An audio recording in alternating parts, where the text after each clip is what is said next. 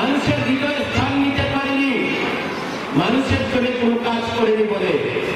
কিন্তু পৃথিবীতে অনেক মানুষ আছেন যারা সম্পদ কম, ডিগ্রিধারী সভ্যতার ডিগ্রি কম, কিন্তু মানুষের জন্য কাজ করেছেন বলেই, মানুষের জন্য নিবেদিত উৎসর্গিত প্রাণ বলেই আমাদের সেই মানুষগুলি মৃত্যুর পরে তারা মৃত্যুহীন হয়ে আছেন, তাদের আদর্শের মৃত্যু নেই।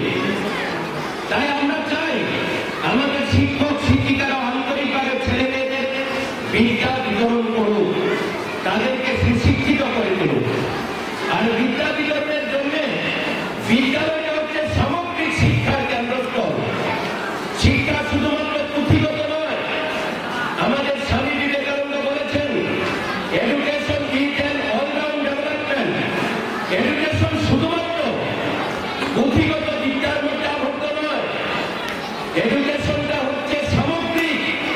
পুঁথিগত বিদ্যার মধ্যে যেমন থাকবে, তেমনি জীবনে চলার পথে শৃঙ্খলা, সাংস্কৃতিক কর্মযজ্ঞ, খেলাধুলার কর্মসূচি, বড়দের প্রতি শ্রদ্ধা জ্ঞাপন করা, এই সামগ্রিক কাজটা সমাজ জীবনের চারিদিকে আয়ত্ত করাটাই হচ্ছে একজন প্রকৃত ছেলে মেয়ের শিক্ষার অন্যতম প্রতিফলন। আমরা অনেক ছেলে মেয়েকে দেখেছি ভালো ফলাফল অর্জন করেছেন, মেধা কৃতিত্বের সঙ্গে ফলাফলে তার সাফল্য অর্জন করেছেন, কিন্তু সেই ছেলে মেয়ের বাস্তবসম্মত অভিজ্ঞতার অভাব রয়েছে। সেই মেধা দিয়ে সে জীবনে সাফল্য অর্জন করতে পারে না। আমি তাই বলবো, শিক্ষাটা শুধু পুঁথিগত বিদ্যার মধ্যে আবদ্ধ না রেখে একটা সামগ্রিক শিক্ষার কেন্দ্রস্থল হিসাবে এই বিদ্যালয়কে ব্যবহার করতে হবে।